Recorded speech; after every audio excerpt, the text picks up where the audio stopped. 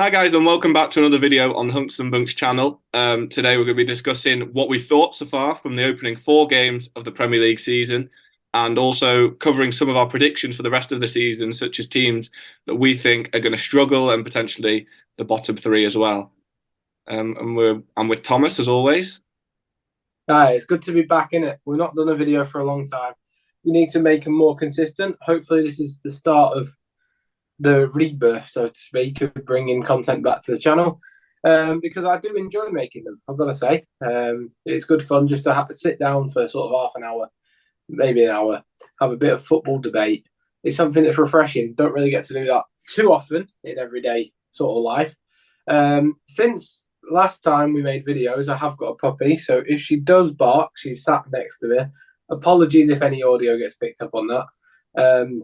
But yeah, hopefully it's going to be smooth sailing. We'll start off with yourself then. Obviously, supporting Man City, you've had a perfect start, really. Yeah. Probably got a bit lucky in the Sheffield United game, but other than that, I've been very good. What are your thoughts on City and their fourth in a row potentially? Yeah, no, it's been literally, like you say, a perfect start. We're showing all the sides of not slowing down as well with the sort of last minute winners. We're digging out the victories like we did last season as well. And somehow it just keeps being Rodri whenever we need him. He ended last season being our saviour in the Champions League final, and then he started the season again with a goal against Burnley and against Sheffield as well. But yeah, it's been perfect. Haaland's got off the mark very well yet again, almost mirroring. I think he's mirrored exactly his goal scoring pattern for the opening four games of last season as well. But yeah, superb start. We beat Newcastle in the process as well, so that's good. Good game to get a victory from. So yeah, very happy so far. Yeah, I mean, it's been frustrating because obviously Arsenal are probably seen as the big title contenders after last Yeah. season. Maybe you could factor in Liverpool in there, but I think their midfield might take a while to gel considering there's so many new players, especially when you look at the Newcastle game for context. For Liverpool, they got very lucky to get anything from that. Just two great finishes from Nunes. Yeah. But so I think as sort of the big contenders, it's been a good start from us overall. We've not, the new system hasn't fully been clicked yet, but we've got results we needed. The Fulham game being the one that we dropped points in, which was a 2-2, which realistically, that I think when you look at the stats, was just unfortunate and unlucky. We were the better team for the majority of the game. They got a red card, and shortly after their red card and then dropping 10 men, we dropped it from a corner, and it was just a clanger. We still hit the bar in that game with Trossard, so we were very close to being 4 wins from 4. It's not the case, and that is sort of something you can't afford to do when you're chasing the league title against Man City. That said, it's quite good this time that these blips happening now when it's recoverable, whereas obviously last season they happened at the start of the season when it was unrecoverable.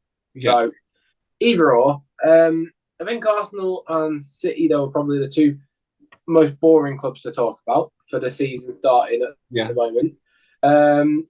What are your thoughts then? Early doors, who's impressed you? Who's underachieving so far? What are your thoughts? I've really been liking West Ham so far this season. I really didn't know what I was going to see from them after selling Declan Rice, but then it was I thought it would be quite a good season for them after seeing the transfer window because they spent their money really well on Kudus, Ward-Prowse, Edson Alvarez, and it's been brilliant. I mean, those three have been one of the main reasons why they've been playing so well. Ward-Prowse, especially in terms of attacking output, he's got a couple of assists, I think, in the process. But yeah, really impressed me, West Ham so far. Really. I just hate that club. There's something about it. They're always like thought to be this big club or whatever, and they're just like how rotten their fans have been to Declan Rice because he moved on. Like, come on, he's had a massive upgrade in club size. He's gone to a better team who could have won the league last year, and they're in a promising direction. Like, and he's probably their best ever academy player. I'm not going to say player because obviously they have had history, but he's definitely the best ever academy player. So, like, I just think the fan base is rotten. They're like you're either with us or against us attitude. The fans are got. I think, to be honest, I don't like the club because of the fans, not because of the team. The team is actually all right. They managed to keep on a Paqueta, who's very good. Yeah. So they have improved. You are right. I think for me, the overachievers so far have been Spurs. I think losing Harry Kane, absolutely mental. Like that would have been. Say that was a year ago under Conte, they'd have got relegated. But Ange Postecoglou seems like he's a guy who knows what he's doing. They're playing very nice attacking football. As an Arsenal fan, it pains me to say, and they just really surpassed my expectations. If I'm honest, Yeah. they've still got players who you like. I'm not certain on, not sold on, but Madison was definitely a great pickup. I'm still not sure on their striker, like Richarlison's still not great, but they're scoring goals. They're nice attacking, flowing football to watch, and they've massively overachieved for what the squad level is, I think. So, yeah, that's who I'd go for the overachievers. In terms of underachievers, who are you saying for this? Underachievers so far. Well, I've got to say Newcastle, I think. I mean, they're currently 14th, and One I, goal for the losses. yeah, I was thinking, I was thinking they'd be. I wasn't sure whether they were going to get Champions League next season, but I thought they'd be very close if they didn't.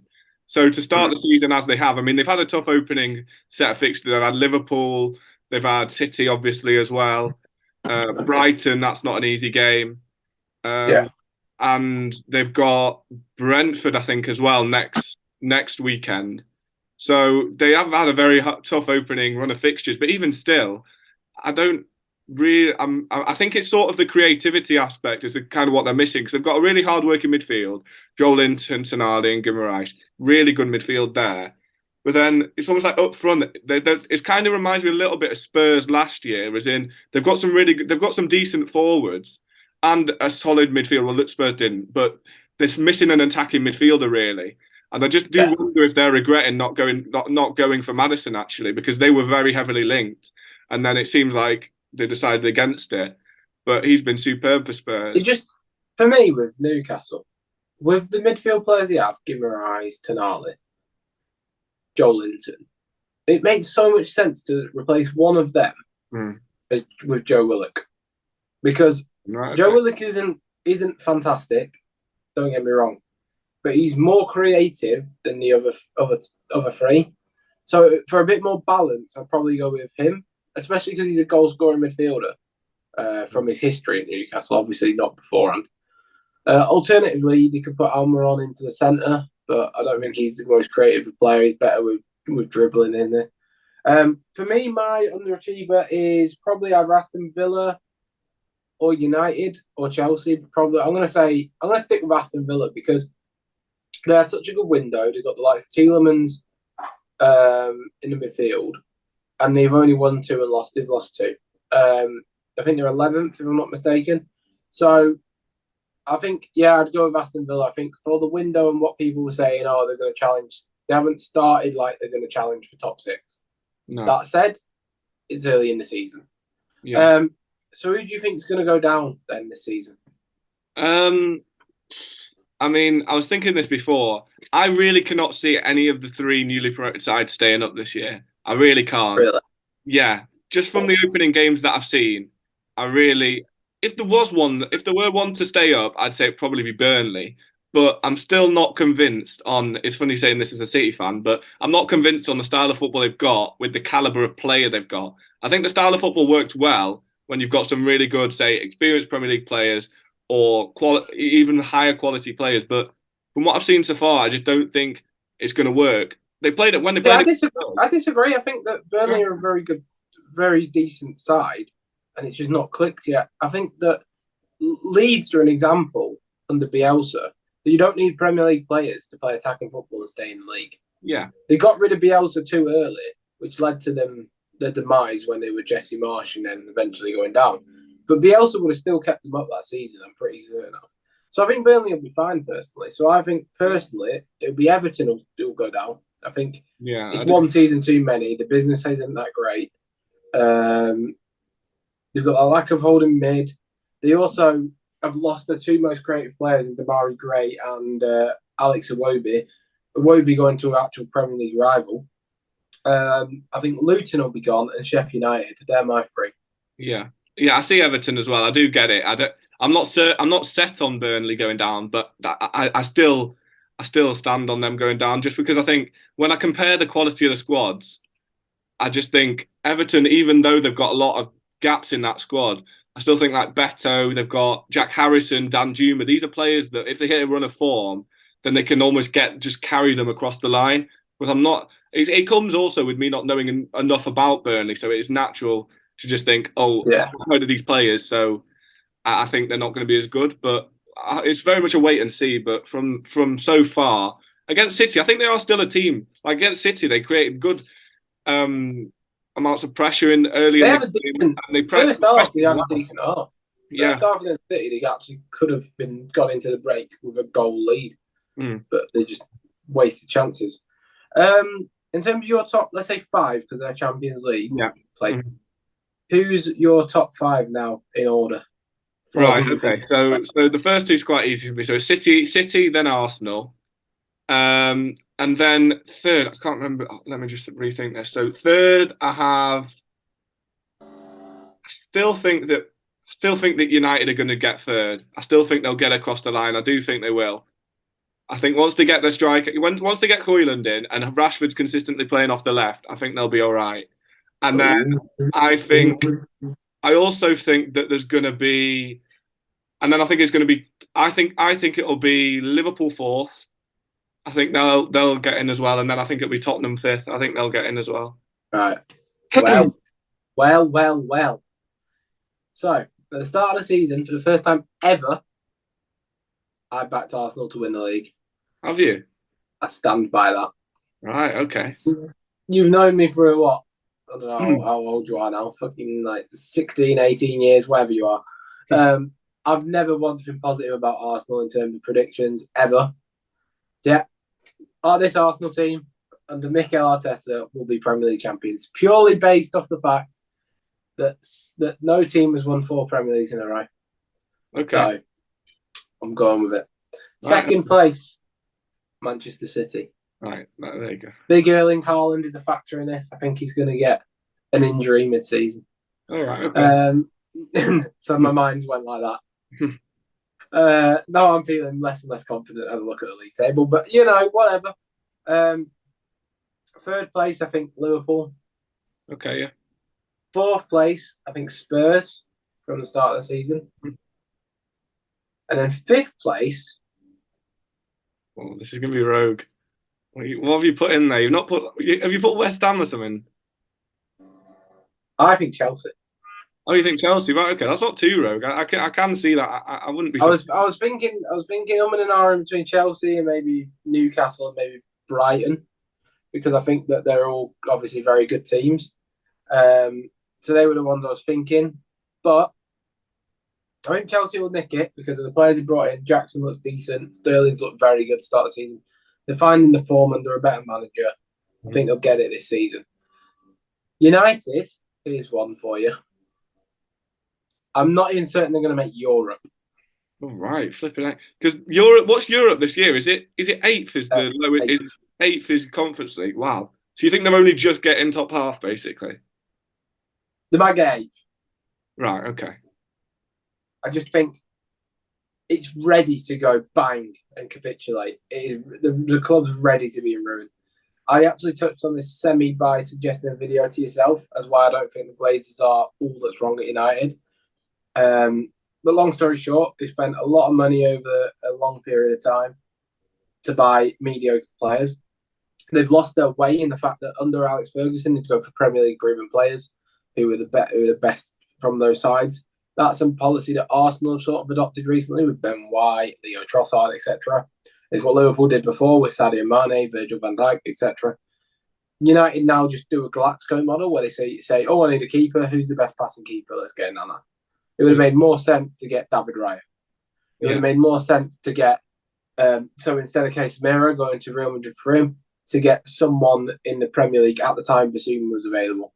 Yeah. They don't do sensible options. And that, coupled with the fact that the players don't really play for the badge, coupled with the fact that Ten Hag's got some something where he's keeping Anthony playing, who's awful, Mm. coupled with the fact that they just don't look coherent. Even in the Arsenal game, I know it was lucky for Arsenal to get the 3 points in the end, but you could see the golfing quality between the two sides, like throughout the whole game.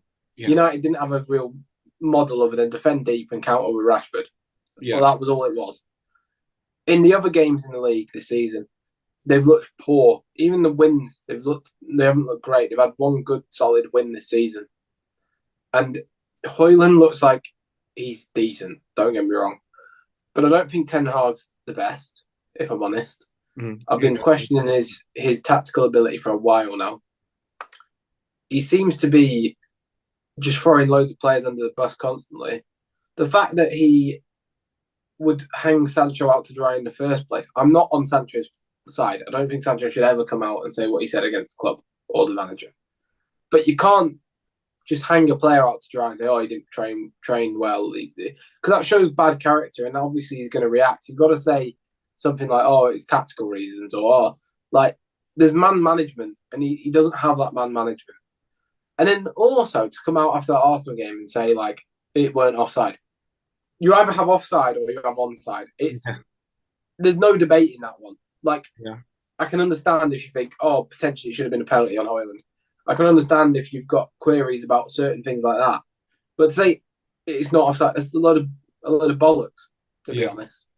I actually thought if I'm going to go into a rant about the game, the penalty shouldn't have been overturned. Not because it wasn't a penalty. I don't think it was a penalty, really. But because it wasn't also a dive. There was contact there, even if it was a mistake. And within the rules of the refereeing, it's clear and obvious errors. I think That that isn't was. clear and obvious I error. think it was because it's Havertz's boot that moves towards Wan-Bissaka. That's what I thought. Yeah, but right. When it slowed down, I agree. But when you actually look at it in real time, there's no way that in the speed he was running and the attempt he was running through, he's going to attempt to know, oh, you know what, I'm going to flick it that way. It was just his running style. No, well, I think there is because I think that it's the whole trailing leg thing. It's kind of like that because it's almost like Uh, I I'm think not sure. his I leg. still think. I still think when you look at the context of McAllister's red not being classified as a clear and obvious error, that isn't a clear and obvious error. It's just not. There's Yeah, I touch. don't There's think it was. contact. That was quite. It's a high challenge, I think. But then it's not like it's been overturned mid-game, is it? They do that with all sorts of red cards after the games anyway. So that's Yeah. slightly different, isn't it? I But suppose. anyway, moving on from that, it weren't given. That's fine. I don't really care how you get on with it. It was the offside thing. It was the offside thing where he's slaying the referee. You can't do Yeah, that. That's just not like he's on or off. yeah, You can't. If he'd forgot to draw the lines like Arsenal Brentford or something like that, or the City second goal, fair enough. But they'd drawn the like they factually knew it was off.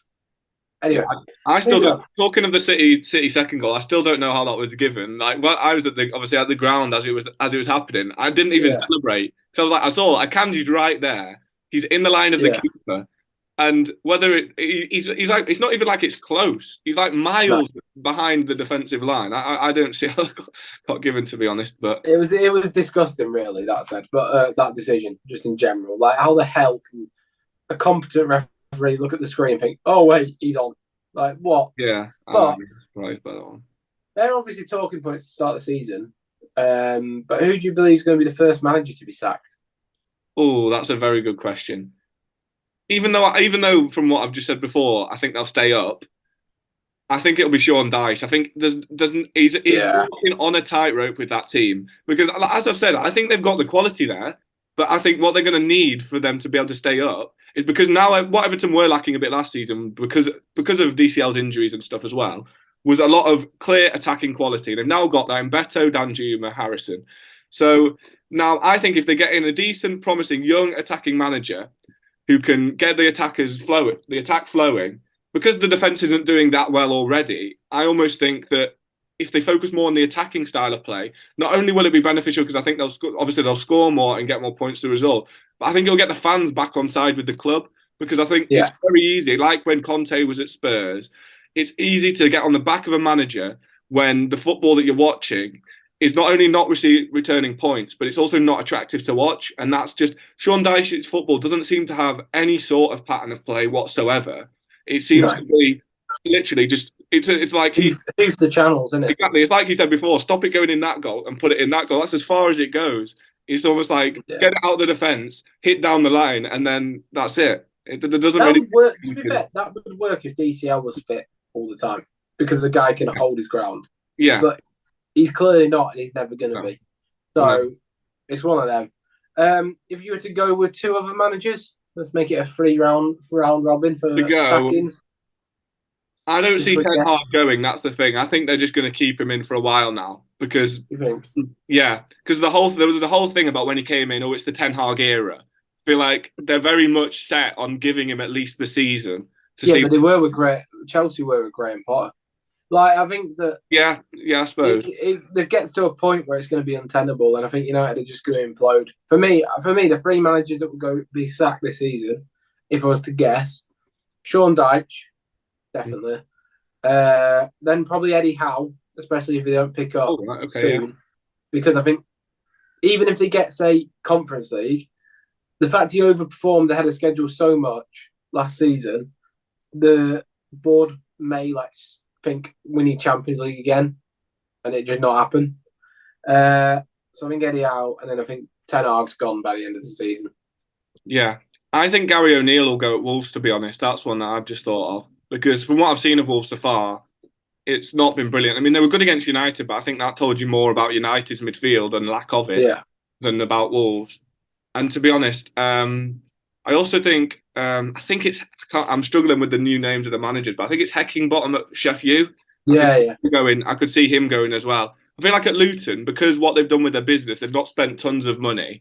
I mean, Sheffield haven't really spent loads either, but they've been quite wise with their business, and they're almost setting themselves up for potentially going down and then having to be in the Championship with not really high wages and stuff. I think they'll just keep the manager in, Yeah. basically the whole season. But with Sheffield, I could see them being a little bit because they've had slight financial troubles with a potential sale of the club, and then there's been some controversy there. I think they'd be more reactionary in terms of getting rid of the manager, and I could see maybe say when we get to Christmas and there's a big Christmas schedule and they don't pick up many points. I think after that it could be gone then. So, from your opinion, what do you think will be the talking factor after the international break? Which game? Because obviously, I'll read out the fixtures just for context.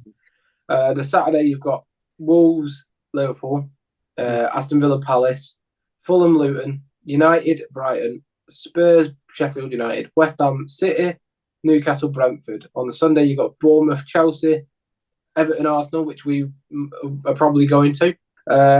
Nottingham Forest, Burnley is the Monday night fixture. From those, which game is it that I think is a must watch? For me, I think United, Brighton. Two defences, which are quite poor. Yeah. Two, we've also Martinez. I know he's back now. I mean, that was a bit weird. But Varane's out, isn't he? Yeah. A few injuries for your side. The midfield not Luke finding Shaw balance as well, yet. is there? Mount's injured. I think that's one to go with. I think Brighton might actually win that. What about you? What's your opinion? Well, I think obviously the City West Ham game would be brilliant at West Ham at the London Stadium. West Ham have been playing really well. I hope West Ham can. But the one I think actually will be Newcastle Brentford. I really do fancy that game. I could see that having at least 4 goals in it. Just not because I mean Newcastle, after scoring what was it 5 against Villa on the opening game of the season, they haven't been good going forward from what I've seen. But I just see that game being really open. I see that game being a good game to watch as well.